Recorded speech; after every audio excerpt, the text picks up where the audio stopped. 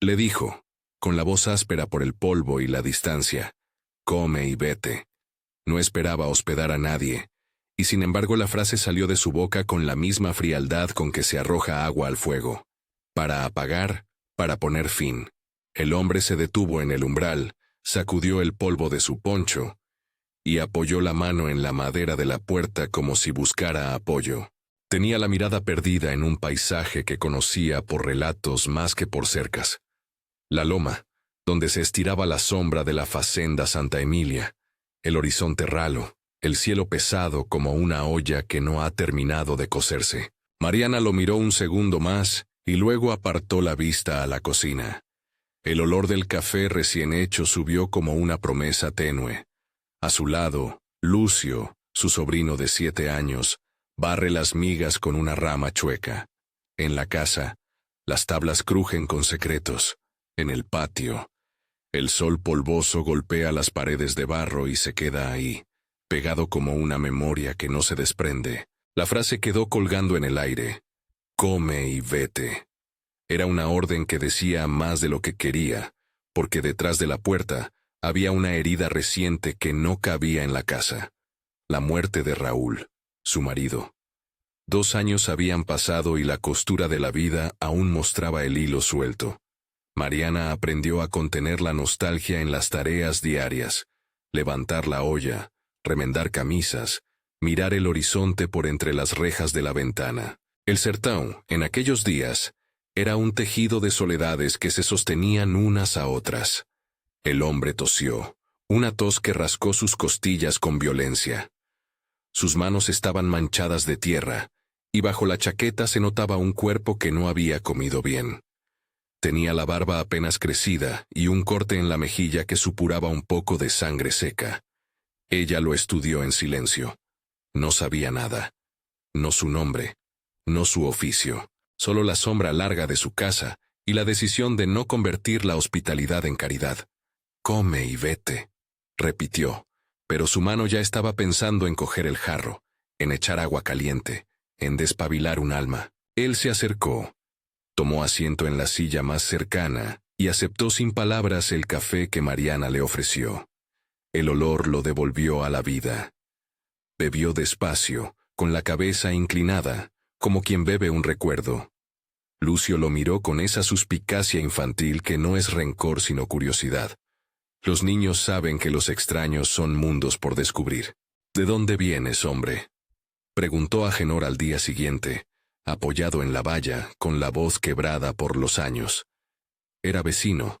Tenía más tiempo de sol en el rostro que la mayoría de las cosas vivas.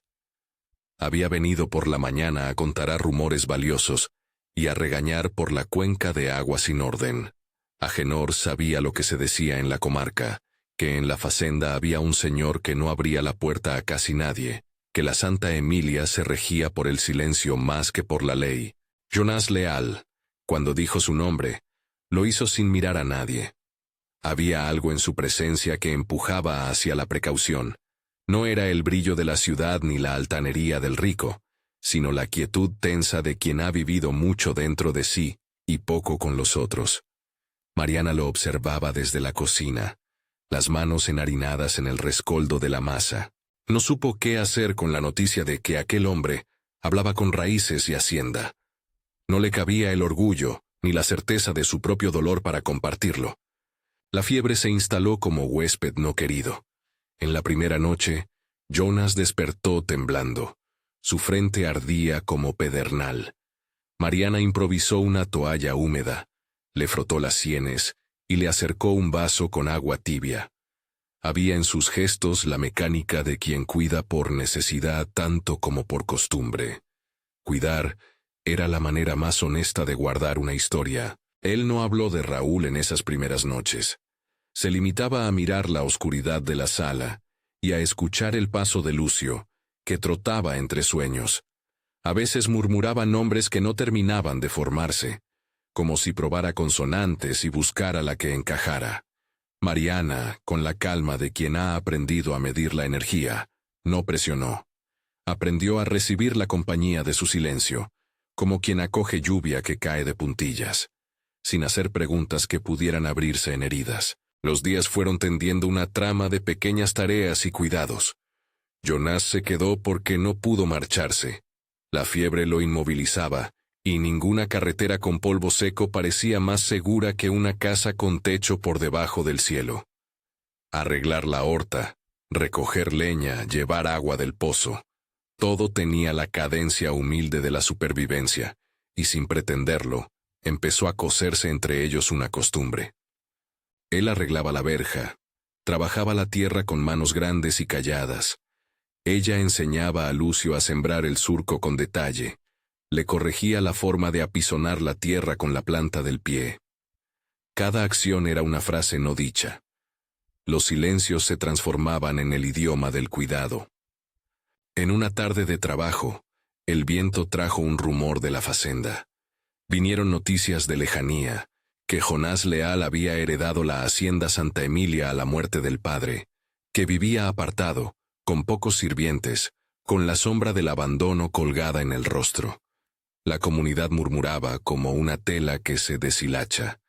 Las habladurías eran la sal del pueblo. Agenor se quedó un rato en la vereda y le contó a Mariana lo que oía, que la gran casa de la facenda andaba en silencio, y que allí había un hombre que a veces bajaba al pueblo, solo para revisar cuentas o para enterrar un caballo. Mariana escuchó sin mucho interés por la fama. Su vida se plegaba en otros mapas: el entierro de Raúl, el cuidado de Lucio, la reparación de puertas. Sin embargo, la presencia diaria de Jonás comenzó a empujar pequeñas puertas en su corazón. No en todas, no de golpe, pero su risa, cuando la había, era sincera aunque medida. Sus manos, que habían conocido la costura de labores mayores, eran delicadas al tocar una planta herida o al leer la letra garabateada en una factura vieja. Él miraba las cosas como si temiera quebrarlas. Quizás así habría mirado a los hombres también, si alguna vez se le permitió. Una tarde, mientras barrían la cocina, Lucio se entretuvo con un paquete que había quedado a un lado del catre donde Jonás dormía. Era un paquete envuelto en tela áspera, atado con un cordel deshilachado. El niño lo abrió con la impaciencia propia de la edad. Sacó un cuaderno de tapas gastadas, con las iniciales RR en la portada.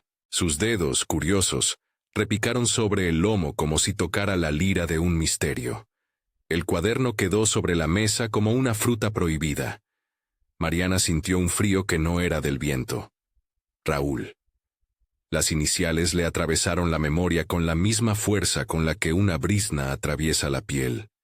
¿Qué hacía el cuaderno en manos ajenas? ¿Qué contenía aquel papel que había pertenecido a su marido? La pregunta se clavó y se quedó a merced del pulso.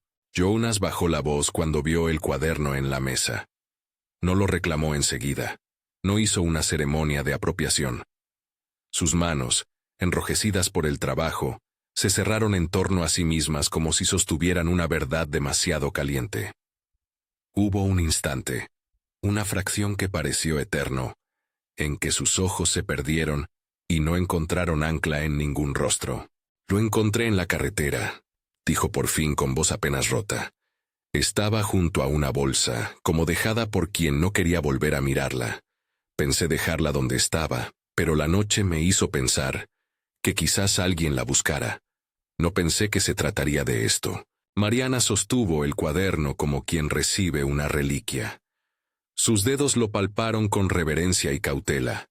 El papel guardaba el olor de otros tiempos, de café derramado, de tinta que no se había secado bien.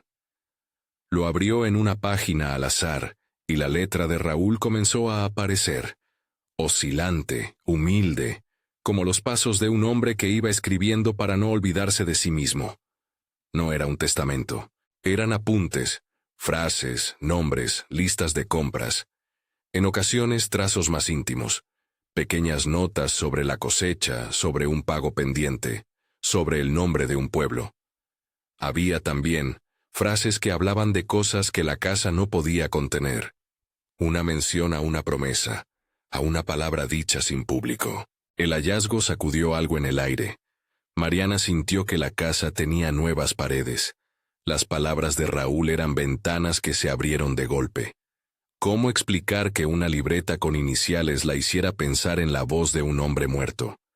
La escritura es un rastro que el tiempo no borra del todo. Es un modo de sostener la presencia.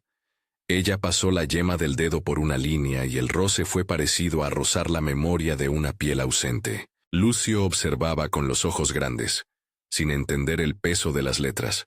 Durante las semanas siguientes, el cuaderno quedó a la vista, como un objeto que obliga a la verdad a no esconderse. Jonas lo miraba con una mezcla de respeto y culpa. Cuando estaban sentados junto al hogar, él tocaba la cubierta sin abrirla, como quien toca la barba de un amigo que partió. Mariana, por su parte, no quiso aventurar supuestos. No quería que la presencia de Jonas fuera leída únicamente a través de la herencia del cuaderno. Había tantas cosas que la vida aún no le permitía afirmar. La convivencia diaria fue moldeando, a tientas, una cercanía que no se declaraba pero que existía en la repetición de los actos. Jonas arreglaba la herrumbre de la bomba de agua, y ella le acercaba un paño.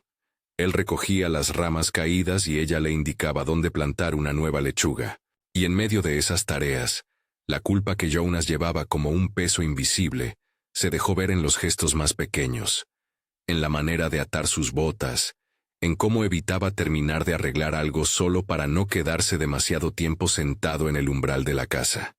La promesa que llevaba consigo, alguna palabra jurada a un hombre que ya no estaba para reclamar, era un contrato silencioso que lo obligaba a cuidarla sin dar explicaciones. Agenor, que pasaba por la vereda como un reloj quemado, comentó una tarde al verlos trabajar: «El hombre viene de la facenda. Hay cosas en esa tierra que no se dicen a gritos». No añadió más. No fue necesario. Las palabras que quedan a medias son las que más pesan. Mariana miró a Jonas y se preguntó por qué la presencia de Raúl se había colado tan discretamente en la casa. ¿Qué lazos invisibles existían entre la facenda y la quietud de su vida? En las noches, cuando el viento golpeaba la ventana como si quisiera entrar de improviso, Jonas se sentaba en la vereda y tocaba la libreta. A veces, entre las páginas, aparecían pequeños dibujos. Un árbol dibujado con prisa, una casa apenas sugerida. Había en esos trazos la posibilidad de una vida que Raúl imaginó y quizá no alcanzó a vivir. Mariana escuchaba esos sonidos sin intervenir. Sabía que forzar la historia sería profanar lo que aún debía curarse. La tormenta, cuando llegó, no lo hizo a la ligera. Fue anunciada por un silencio extraño. El aire dejó de moverse y el cielo se puso pesado, como si respirara con dificultad. Los animales se recogieron en las sombras. Un día cualquiera en el sertón se transformó en expectativa. Las nubes se juntaron en un telón bajo, teñidas de un gris que no había visto desde antes de la sequía. Se oyó un primer rodar de truenos como si alguien, más allá del mundo, arrastrara un cajón de recuerdos. Mariana notó la tensión en Jonas. Se le marcaban las venas del cuello cuando miraba al cielo, y sus manos, siempre tan seguras entre la tierra, buscaban ahora el borde de la mesa como quien busca firmeza en un mar inquieto. La horta, que habían cuidado con mimo, mostraba verde tímido entre la maleza. Las plantas parecían estar sosteniendo una aspiración. Si la lluvia caía, podría limpiar la sal del polvo, abrir nuevos surcos, devolver cierto pulso a los brotes. Pero la lluvia también trae memoria. Para Mariana, cada aguacero era un recordatorio de los años buenos y de los días terribles. Para Jonas, la lluvia parecía una puerta que abofeteaba los silencios guardados. En la víspera de la tormenta, una conversación se abrió como una grieta en la costura de la intimidad. Estaban sentados en la cocina, la luz de la lámpara de aceite temblando y dibujando sombras en la pared. Lucio dormía con la cabeza sobre las rodillas de Mariana, y ella le humedecía la frente con una toalla tibia. Jonas tenía el cuaderno sobre la mesa, cerrado, pero su peso era palpable. «¿Por qué trajiste eso?», preguntó ella, sin levantar la vista del niño. «No lo traje yo», dijo Jonas con una voz que parecía nada más que un hilo. «Lo encontré, y luego al ver que llevaba esas iniciales, pensé que debía quedárselo a quien correspondía». Hubo algo en la forma de decir correspondía, que hizo vibrar una fibra antigua en Mariana. Le pareció percibir por primera vez la sombra de una promesa hecha en otro tiempo. Jonas no añadió más. Lo que vino después fue una pausa larga, un silencio que se llenó de las palabras que ninguno pronunció. Aquella noche, la fazenda estaba lejos y la casa, cerca. Las manos se ocupaban y los ojos hacían lo que las bocas no. A la mañana siguiente, cuando el primer golpe de lluvia azotó la teja, todo cambió de golpe. La tormenta llegó con un ímpetu que no parecía propio del lugar. Lluvia gruesa y vertical que no cedía, el viento como un látigo, la tierra que se remojaba con apetito tanto tiempo negado. La horta sufrió, las plantaciones fueron azotadas, y el agua, que debería ser vida, se volvió temporalmente destructora, arrastrando lo que no estaba bien sujeto. Entre la furia de la lluvia, la casa se volvió una isla. Dentro, la gente trabajó sin prisa, pero con decisión. Hubo carreras para poner sacos en las ventanas, para recoger gallinas ocultas, para proteger la leña. La presencia de Jonas en esos momentos fue clara. No mandaba ni controlaba, simplemente actuaba. Sus manos, acostumbradas a dirigir la vida de la fazenda, se movían con firmeza en la casa pequeña. Levantó un saco sobre la mesa, colocó un cubo sobre la bomba, y a su manera supervisó la presencia de todos. Mariana lo observó desde la puerta, la lluvia encima de su cabeza y la garganta anudada por la aceleración del cuerpo. Había en la colaboración una costura nueva. No eran meros compañeros del tiempo, sino cómplices de la supervivencia. Al terminar la primera jornada de reparaciones, cuando el viento bajó su voz y la lluvia se concentró en un rumor de fondo, Jonas dejó una cosa sobre la mesa. Una hoja que había estado doblada y oculta dentro de su chaqueta. No hizo grandes gestos para entregarla, la dejó como quien pone una llave sobre la mesa, esperando que alguien la recoja. Mariana la miró, y su corazón dio un vuelco. Aquella hoja no era el cuaderno, era otra cosa. Tenía el sello de la fazenda, un trozo de papel con la firma de alguien que supo hablar con las cosas como si fueran personas. No llegó a tocarla enseguida. La dejó ahí, porque el gesto de dejarla fue más elocuente que leerla en ese instante.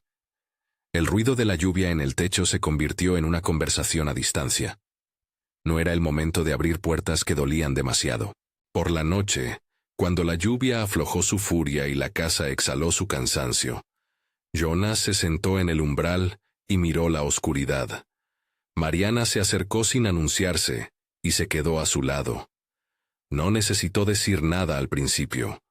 Hubo una complicidad silenciosa que solo el tiempo y la necesidad regalaban. Entonces, con la voz quebrada, Jonas dijo algo que no esperaba. Hay cosas que prometí, y no sé si el olvido las perdonaría. Su mirada buscó en la espalda de Mariana una respuesta que no fuese condena. Ella, con la honestidad de quien ha perdido y aprendido, respondió en la única forma que supo, con una pregunta que no pedía consuelo, sino claridad. ¿Qué promesa, Jonas? Él tragó, como si la palabra fuera a quedarse atascada. La noche guardó la espera. En el exterior, la lluvia dejó de golpear con la ira del principio, y se hizo un sopor que durmió la tierra. Las sombras se alargaron, y por primera vez desde la llegada de Jonás, la casa tuvo la sensación de un futuro inmediato que no era solo sobrevivir. Pero ese futuro venía atado a preguntas que nadie había respondido todavía. La promesa, la libreta, la hoja sellada.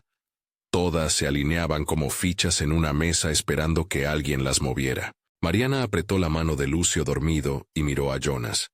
Sabía que en algún punto habría que desatar aquello, no por curiosidad malsana, sino porque las personas no pueden construir puentes sobre secretos que pesan. Si la vida debía rehacerse, si la casa debía llenarse de risas de nuevo, la verdad tendría que entrar por la puerta principal y no por una rendija.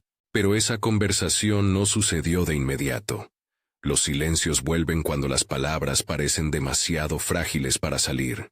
La noche los envolvió, y el sueño vino a posarse, húmedo todavía por la lluvia, sobre los ojos de todos. Afuera, la facenda permanecía en su distancia, y dentro el cuaderno con las iniciales de Raúl seguía en la mesa, como un planeta en el que giraban las órbitas de sus vidas. Al amanecer, la tierra olía a promesa y a barro limpio. La horta mostraba heridas, pero también brotes que respondieron a la lluvia.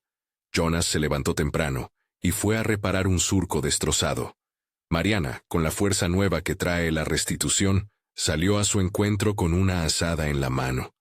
No era un gesto de intimidad, era una oferta de trabajo compartido. Cuando sus manos se rozaron al pasar la azada, hubo un latido que ninguno nombró. Era una cercanía distinta a la que trae la soledad. Era elección hecha con los músculos. Esa mañana, Lucio encontró un sobre entre las hierbas, cubierto de barro. El sello estaba intacto, y en su centro, con tinta que resistió la lluvia, un nombre: Mariana. El niño corrió a la casa y dejó el sobre en la mesa, temblando como si hubiera hallado un tesoro que no comprendía del todo. La presencia del papel produjo un silencio nuevo, distinto al que producía el cuaderno. Esta vez, la mirada de Jonas no pudo esquivar la pregunta. Había entre sus manos una tensión que ahora era visible. Si el cuaderno había abierto una puerta, el sobre era la llave que la mantenía cerrada hasta que alguien decidiera usarla. Mariana caminó hacia la mesa con las manos frías. No abrió el sobre de inmediato. La envoltura tenía la tinta de una despedida pensada, la caligrafía de quien escribió sabiendo que no estaría para controlar lo que sus palabras harían. Sus dedos rozaron el papel, y el pulso le subió por la garganta. Había algo sagrado en abrir una carta dirigida a uno mismo desde una ausencia. Raúl la había dejado para ella o, quizás, para que ella tuviera una excusa para perdonar, para seguir, para elegir. Jonas no habló. Se quedó de pie junto a la puerta con la lluvia reciente en la ropa. Parecía esperar el veredicto. El sobre era una amenaza y una promesa a la vez. Si lo abrían, una verdad antigua saldría a la luz y nada volvería a ser exactamente igual.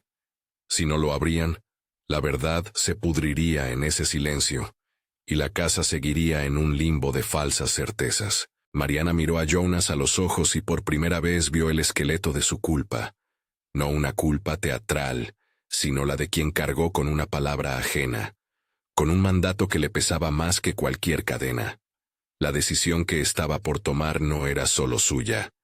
Era un umbral en el que sufre la memoria de Raúl y la extraña tutela que Jonas ejercía sin explicarla. Había en el gesto de abrir la carta algo de justicia para los muertos y algo de libertad para los vivos. Tomó el sobre entre las manos. Sintió la textura del papel, la solidez de la tinta.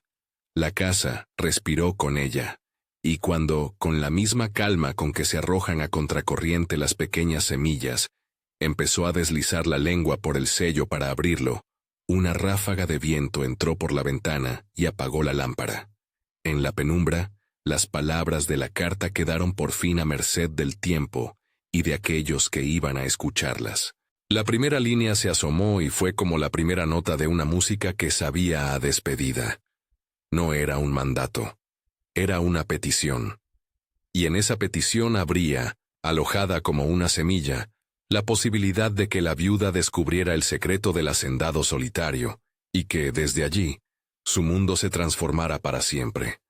Si te gustan historias así, suscríbete para no perderte otras que saben a tierra y a memoria. La primera línea de la carta asomó con la humildad de una plegaria pronunciada al borde de la noche. La tinta, algo corrugada por la humedad que la tormenta había traído, dibujaba la letra pausada de Raúl y, a medida que Mariana descorría el pliego, la voz del muerto se volvió presente en la casa como una visita final, no para ordenar, sino para pedir. Mariana, comenzó la carta. Y el nombre, escrito con esa mano que alguna vez le había dado la sal, cayó sobre la mesa como una promesa consolidada, nunca rota. Si estas líneas te alcanzan, es que yo no pude volver a tu lado para decirlo en la voz. No vivo para ser juez ni para atar tus días con mi silencio. Te escribo porque no quiero que mi ausencia sea una cadena que te impida andar. Tú me diste la vida más entera que supe, y no deseo que la muerte haga de la herencia un yugo. Las palabras avanzaron serenas y sin prisa. Hablaba de recuerdos pequeños, del primer café en la madrugada, del perro que ladraba al pasar la carreta, de la vez que una sequía casi los deshace, y en cada recuerdo hubo ternura, un mapa de los años que habían sido su casa. Luego la carta se volvió más clara, menos nostalgiosa y más necesaria. Hay cosas que no me alcanzaron a decir por cobardía o por prisa. Te pido, con la honestidad con la que he podido vivir, vive. No te obligo a nada, no te pongo condiciones, no reparto culpas. Si un día miras a alguien y tus manos deciden darse de nuevo, hazlo sabiendo que no traicionas mi memoria. Yo quiero, antes que nada, que Lucio tenga quien lo vea crecer, que la casa tenga quien recuerde las fechas, que tus risas vuelvan sin que la sombra me haga reclamarlas. Si alguien debe cuidarte, que sea porque te elige y tú lo eliges, y no por deber. Perdóname por dejarte sola. Perdóname por no haber hecho más cuando había tiempo. Confío en tu juicio. Confío en tu corazón. Más adelante, con una claridad que no admitía ambigüedad, Raúl nombró a Jonas Leal. No como un mandato, sino como una confianza. Jonas estuvo conmigo en los últimos instantes. Le pedí que, si algo me sucedía, te cuidara como a quien no tiene patria. No le obligué nada. Simplemente le pedí, con la voz que aún me quedaba, que no permitiera que te faltara pan ni mano amiga. No es una promesa que puedo imponer. Es una petición. Si Jonas te merece y tú lo aceptas, bienvenido sea. Si no, que nadie lo obligue ni lo culpe. Todo lo que pido es que te permitas volver a ser. Las palabras de Raúl no eran un contrato. Eran una llave puesta sobre la mesa para que quien las encontrara decidiera qué hacer con ella. En la carta también hubo una despedida íntima. Frases de amor que olían a humo y café. La advertencia de que el dolor no se cura por decreto, y la petición de que, por favor, no se apagara la vida en nombre de la lealtad. Si alguna vez te sorprendes riendo a carcajadas de madrugada, no creas que me traicionas. Créeme que allí donde vaya, te aplaudiré. Escribió con la voz que había sido su costumbre. Cuando Mariana terminó de leer, el cuarto quedó tan quieto que la lluvia pareció detenerse en el techo para escuchar también. Sus manos temblaban no solo por la fuerza con que la tinta había expuesto una verdad escondida, temblaban por la traición que la carta podía significar y por la misericordia que a la vez ofrecía. Había en esas palabras una ternura que abría puertas y una herida que las dejaba sangrando. Jonas estuvo junto a la mesa, con la cabeza inclinada, como si expusiera el alma a la visión ajena. No pidió perdón en voz alta. No lo hizo de inmediato. La ausencia de palabras no era desdén, era peso. Finalmente, cuando la boca de Mariana buscó una pregunta que no doliera demasiado, ella habló primero con la sequedad de quien mide la gravedad de cada sílaba. «¿Por qué me lo guardaste?», dijo. «¿Por qué no viniste antes a decirme que estabas con él?». Jonás respiró hondo. Sus manos grandes y rugosas se cerraron en puños sobre la falda de su chaqueta. Miró a Lucio, que jugaba a un lado con un pedazo de madera, sin entender aún lo que ocurría. Luego volvió su mirada a Mariana, y la voz, cuando brotó, tuvo la gravedad de quien arrastra piedras que han rodado por mucho tiempo. «No lo traje conmigo para hacerte daño», comenzó. «No vine para esconder nada y tampoco quise hacerle sombra a tu duelo. Estuve con Raúl al final. Lo encontré en la vereda, herido, sin mucha fuerza. Le cuidé hasta que ya no pudo hablar más que con los ojos. Me pidió que cuidara de ti y de Lucio. Juré ante su mano muerta que lo haría. Y después pensé que mi presencia, decírtelo en frío, te haría daño. Temí que me vieras como quien vino a aprovecharse de la ausencia. Pensé mantener la distancia hasta que el pueblo calmara su lengua. Lo guardé porque no supe si merecía decirlo. Las palabras de Jonas no eran excusas fáciles, eran confesiones que dejaban ver la profundidad de su culpa.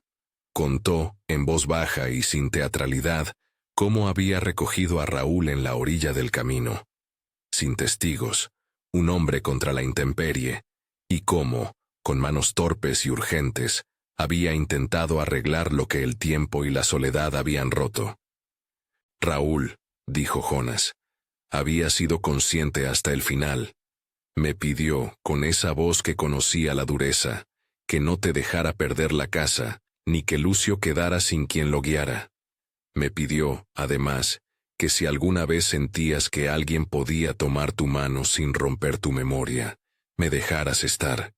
No fue un mandato, fue una petición de hombre que moría y no quería dejarte sola.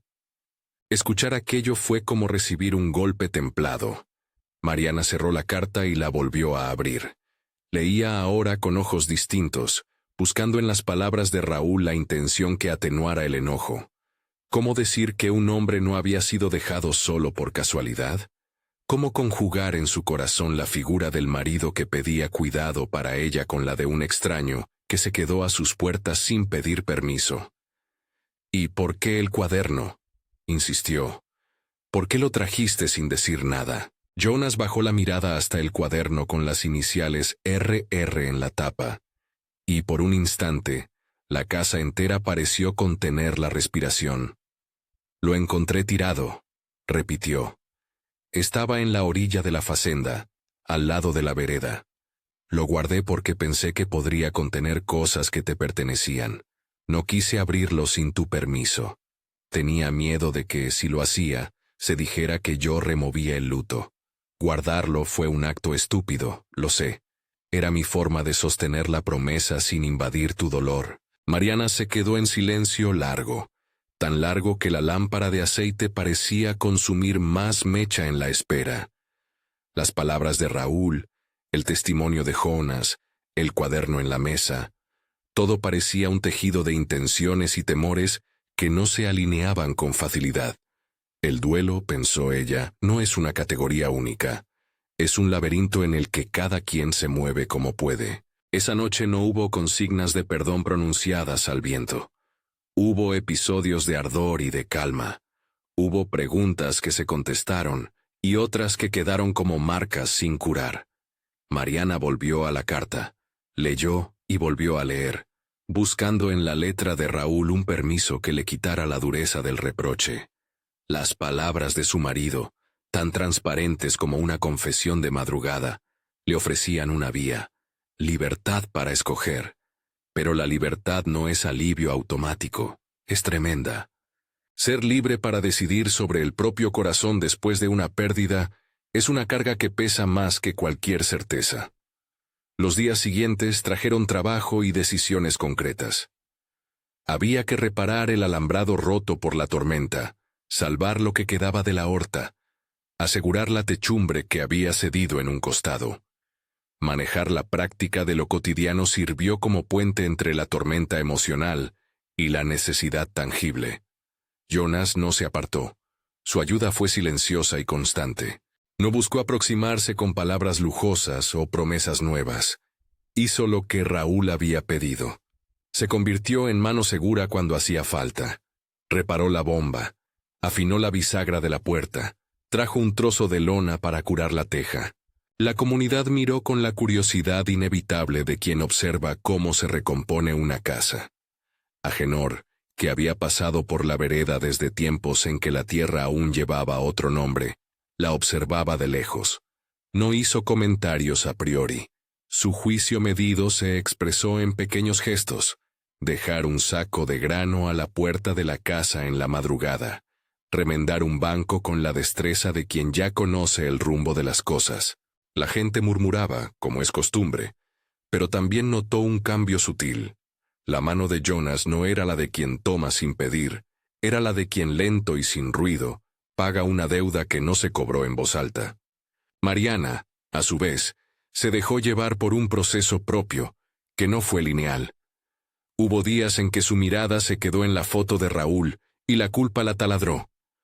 Hubo otros en los que la risa de Lucio, Al atrapar una gallina, le abrió una ventana y la hizo sentir viva de nuevo. Daba paseos por la parcela que antes trabajaba con su esposo, y allí, entre los surcos, topaba con rastros de lo que había sido la vida de ambos. Sembrar se volvió un acto político. Decidió resembrar la horta como quien planta futuro por el puro derecho de esperar su fruto. Una tarde, mientras clavaban juntos las varas que sostenían un nuevo parral, Jonas habló con la calma de quien había cargado demasiadas culpas y quería al menos explicarlas. Le contó, sin petulancia, el momento en que encontró a Raúl. Cómo el hombre había mostrado más preocupación por ella que por sí mismo. Cómo sus palabras habían sido más generosas que la energía que le quedaba. Contó también el motivo de su silencio. Creí que, contando todo, te exponía a la carnicería del pueblo. Temí que dijeran que un hacendado había venido a ocuparse de tus cosas por conveniencia. No confié en mí para explicar lo que llevaba en la mano. La explicación no borró el dolor, pero arrojó luz sobre la intención. Mariana escuchó sin interrumpir, midiendo en su interior la cantidad de resentimiento que estaba dispuesta a conservar. A veces la razón no alcanza, el corazón pone sus condiciones.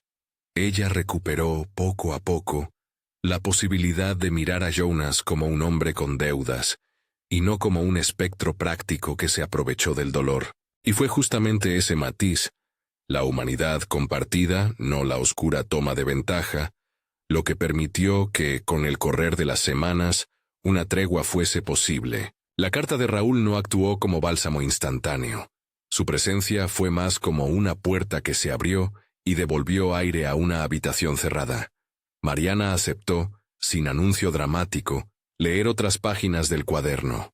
Allí encontró notas de cosecha, hojas de cuentas, pero también una página con una lista de deseos simples. Más risas en la mesa, una hucha para Lucio, los hijos de Agenor siempre invitados. No había mandatos ni instrucciones perentorias. El cuaderno no era un mapa de control, era la vida en bruto con sus cuentas y sus afectos. Mientras tanto, la facenda Santa Emilia se convirtió, a su manera, en un actor silencioso en esa trama. Jonas, pocas veces en el pueblo, empezó a traer algunos utensilios, semillas y herramientas que la casa de Mariana necesitaba. No los daba como dádiva triunfante. Los ofrecía con la práctica humildad de quien sabe que la vida se sostiene con gestos pequeños. En una de esas veces, trajo un torrente de madera labrada que, con manos cansadas, ayudó a colocar como nueva vereda en la casa. Aquel gesto no fue un pago por el pasado, fue la semilla de un presente compartido. Con el tiempo, la horta comenzó a responder. Los brotes que sobrevivieron a la tormenta se robustecieron y se plantaron nuevos surcos.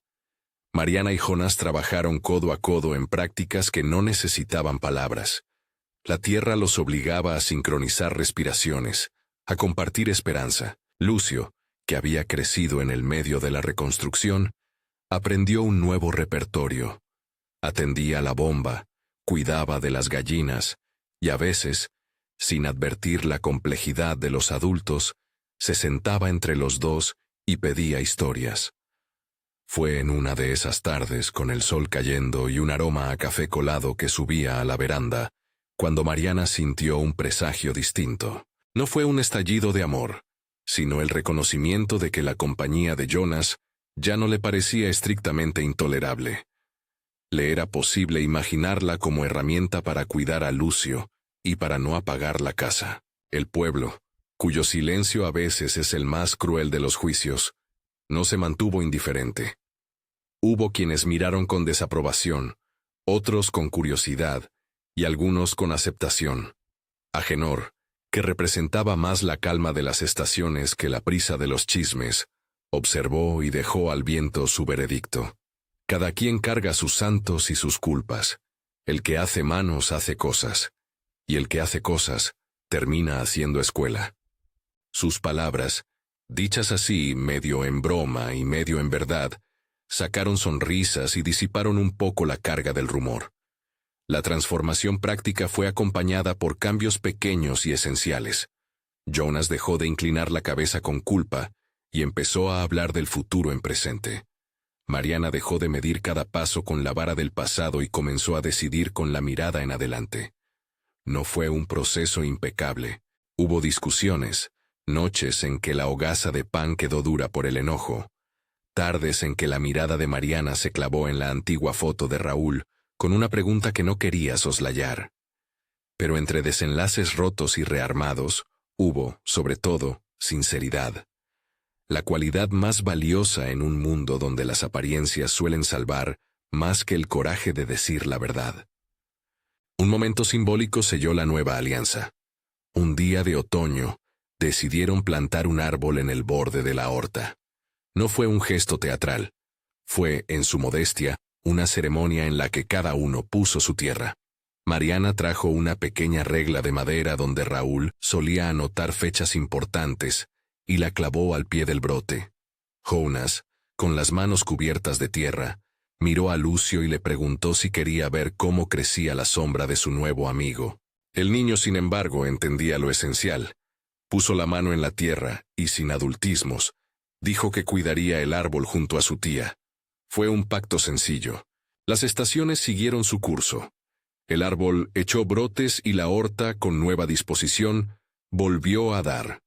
La casa dejó de ser apenas refugio y empezó a ser taller de vida. Allí venían vecinos a reparar tejas, a cambiar una historia por otra, a reír en torno a una olla. Mariana y Jonas, sin proclamas, fueron encontrando en la convivencia un ritmo propio. Había en sus sobremesas una cortesía meditada. Hablaban de pagos, del precio de una tela, de los nombres de las semillas. Se daban permiso para contar anécdotas que, años antes, habrían sido apenas sombras.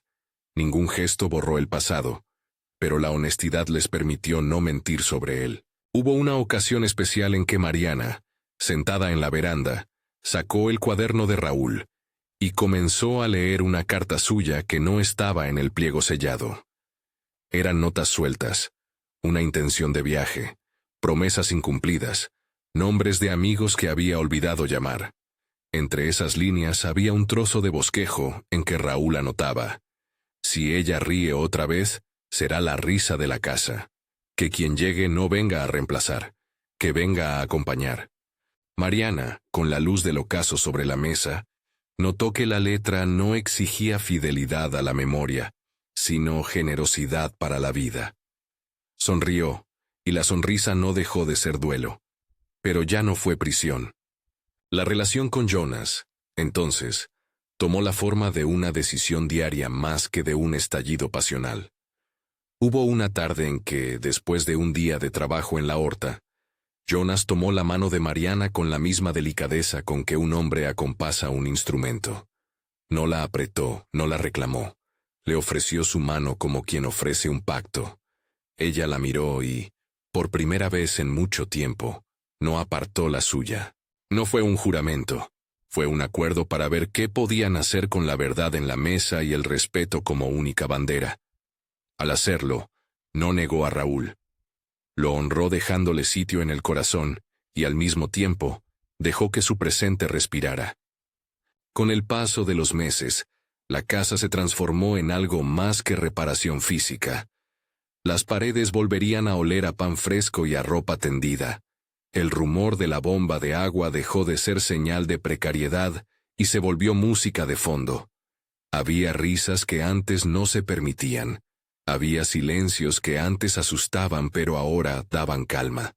Lucio creció con la confianza de quien tiene dos hombres que lo miran, uno en la foto, otro en carne y hueso. El niño aprendió a contar historias que no borraban al ausente. Aprendió a dibujar un árbol que tenía dos nombres, del que lo plantó y del que lo cuidaba. El día en que la casa celebró su primer aniversario de reconstrucción, la comunidad fue invitada a una comida sencilla. Hubo platos de mandioca, gente riendo sin recato y la presencia modesta de Agenor, que no dijo mucho, pero cuyos ojos húmedos para un hombre de su edad eran suficiente. Mariana miró a su alrededor y notó que lo que había cambiado no era solo la casa, era la manera en que ella permitía al mundo insertarse de nuevo en su vida. Jonas estaba allí, con la camisa manchada de tierra y un brillo nuevo en la mirada. No era el brillo de quien espera recompensa por su culpa, sino el de quien ha sabido sostener la promesa con el trabajo, cada día. El final no fue un clímax cinematográfico. Las grandes gestas para cerrar heridas no suceden de una sola vez. Fue, en cambio, la suma de momentos honestos. La noche que cerró la historia con la casa viva, Mariana y Jonas se sentaron en la veranda. La lámpara de aceite iluminaba el filo de las tazas. El aire olía a pan y a madera recién barnizada. Lucio jugaba con una cuerda, y de vez en cuando soltaba una carcajada que les llegaba como música remota. Ella tomó la mano de Jonas con decisión. No hubo discursos largos, no hizo faltas. Fue un gesto tierno, medido, que cerraba una pregunta con la sencillez de lo cotidiano. Jonas respondió con un apretón suave, agradecido por no ser proclamado dueño de una vida que no podía comprar. Se quedaron así, no porque la historia terminara, sino porque habían decidido seguirla juntos. La Facenda Santa Emilia siguió en su lugar, con todas sus sombras, y la gente del pueblo continuó con su hablar. Pero algo, en la casa de barro, había cambiado irreversiblemente. La viuda había descubierto el secreto del hacendado solitario, y su descubrimiento no fue simple ruina ni simple redención. Fue una transformación que obligó a todos a reordenar sus afectos. Nada volvió a ser igual en el sentido de que ya no podían fingir que la ausencia dejaba todo intacto. Las cicatrices quedaron. Las promesas se honraron. El amor, cuando llegó, lo hizo con la modesta dignidad de los cuerpos que se cuidan. En un atardecer largo, cuando la sombra del árbol plantado ya refrescaba la mitad de la horta, Mariana miró al horizonte. El cielo ofrecía tonos que solo el sertón sabe teñir, un terciopelo entre amarillo y rojo, donde los pensamientos podían estirarse sin prisa. Jonas se sentó a su lado y, sin romper la calma, entrelazó sus dedos con los de ella. No fue una conquista ni una capitulación. Fue la elección de dos vidas que, habiendo conocido la pérdida y la culpa, quisieron continuar con la verdad como fundamento. Antes de que el crepúsculo se cerrara del todo, Mariana recordó la primera frase que alguna vez pronunció en la puerta. Come y vete. Había sido una defensa, una orden para mantener la distancia. Ahora, años después, comprendió que había habido llegada inesperada en aquella palabra. El hombre que entró a su casa no lo hizo para quedarse como un usurpador, sino para cumplir con una promesa humana. No había sido una entrada anunciada por la sociedad. Había sido la irrupción de otra posibilidad. La historia cerró sin aplausos, con el murmullo de la vida reanudada. No hubo milagros ni soluciones definitivas. Hubo, eso sí, veracidad y trabajo. Mariana cuidó la memoria de Raúl sin reducirla a un obstáculo. Jonas sostuvo su promesa sin exigir gratitud eterna. Lucio corrió entre las camas de lechuga y aprendió que las ausencias no anulan los futuros. La casa, con su nuevo pulso, se convirtió en refugio y taller, en lugar donde las manos hablan más claro que las palabras. Si creciste con esta historia en el pecho, cuéntanos. ¿Crees que Mariana tomó la decisión correcta? Comparte tu opinión abajo y comparte este relato con quien aprecie las historias que saben a tierra y a memoria.